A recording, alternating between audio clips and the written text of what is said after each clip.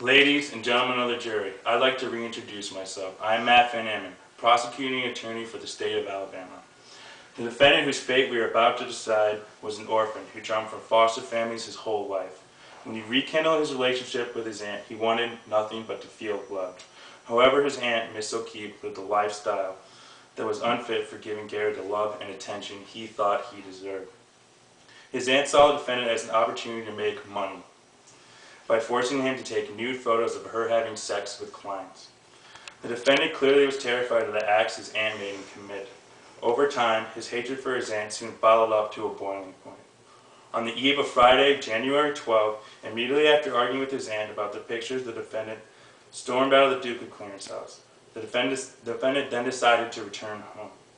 After the defendant returned home, frustrated about the bad hand God had dealt him, he decided to let his hatred for his aunt pour out of him.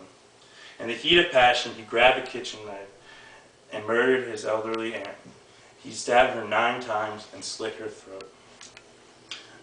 All the elements of the equation point towards the defendant. He had the motive to commit the crime, he had the hatred to commit the crime, and he was placed at the scene of the crime. Evidence in the case showed you a timeline placing an angered Gary Ash at the scene of crime with a motive to kill. We have heard the testimony from a bartender who saw the defendant arguing violently with his aunt at the Duke of Clarence house on Friday, January 12th. The bartender told us that he saw the defendant storm out of the building in a rage because his aunt was forcing him to take pornographic pictures.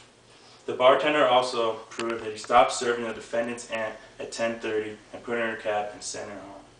Also, eyewitness testimony from the defendant's landlord told you that she saw the defendant leave the apartment's house at 11:15 p.m.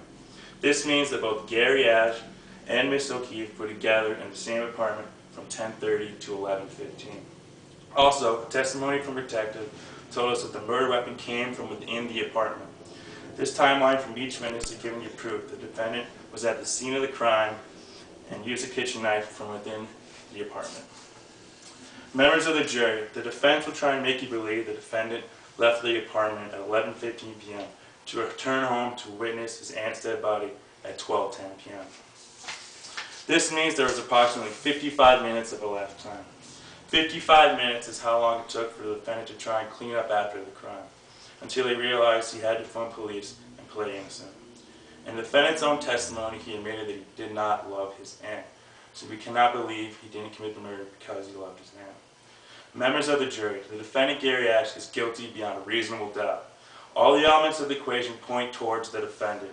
He had the motive. He simply wanted revenge because his aunt forced him to take pictures of her having sex with clients so she could make money.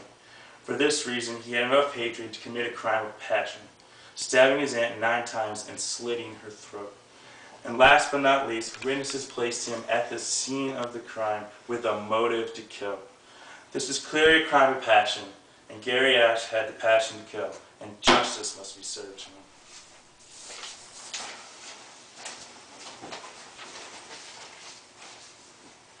Ladies and gentlemen of the jury, I would like to introduce myself again. I am Brittany Cohen, defense attorney for my client, Gary Ash. As stated previously, on the eve of Friday, January 12th, about 1:15 midnight, the aunt of Mr. Ash was tragically murdered. Gary's life has been terribly disturbed as a result of the catastrophic events that took the life of his only surviving relative. I stand before you to prove the innocence of Gary Ash. The evidence presented is plain and simple. On the night his aunt was murdered, her house was broken into by a complete stranger. The stranger mutilated her body and tried to leave no trace of being suspect. There is someone out there who is primarily responsible for Mrs. O'Keefe's death, and I stand before you today to again confirm that it is most certainly not Gary Ash. Gary's unfortunate childhood, filled with continuous moving from foster family to foster family, contributed to his lonesome lifestyle. He never knew his father, and he was thrown out by his mother by the time that he was 8 years old. At the time of the murder, Gary was 21 years old and 3 months. He lived with his aunt at the time, his only surviving family member, and the only member who he had contact with. She was the only one who brought company into his life. Without her, he would truly have no one. Gary was asked to take nude photos of his aunt having sexual intercourse with random men. Even though at times this made Gary feel very uncomfortable, he never once acted out of anger. He felt so fortunate to have at least one family member, this one and only member, take an interest in him. As I already stated previously, at 10:45 p.m. on that evening, Mrs. O'Keefe, Gary's aunt, arrived home after having a few drinks at the local pub. Gary left for a walk at about 11:15 p.m., and the primary witness, the neighbor, Dorothy Scully, claimed to have seen Gary leave the house through the back door. 10 minutes past midnight, Gary returned home from his walk to find his aunt's dead body and immediately phoned the police. Clearly, he was not home at the time of the murder. The evidence can be proved today as the neighbor admits that though she claimed to have seen Gary leave the house, she needed new glasses and has since bought a new pair with a much stronger prescription. As Mrs. Scully admits with great honesty, she needed new spectacles on the evening of the murder. Even though Gary left the house, it is essential to remember that between the time he left and the time that he returned, his aunt was brutally murdered. The stranger, Mrs. Scully, saw him leave the house, and it was somebody else after Gary had already left. More evidence proved that the person who murdered Mrs. O'Keefe was clearly not a regular client in the house. For if, in fact, he or she were, they would have known that in the bathroom wash bin, where traces of blood were found, specifically the head of the shower, it was stiff and gave an uncertain flow of water.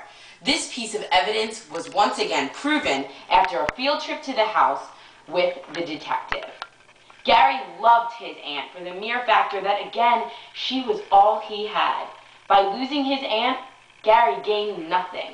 In fact, he lost a home and his only relative. Members of the jury, Gary Ash is innocent. I stand before you today to prove that there is not enough evidence to prove that Mr. Ash is guilty beyond a reasonable doubt.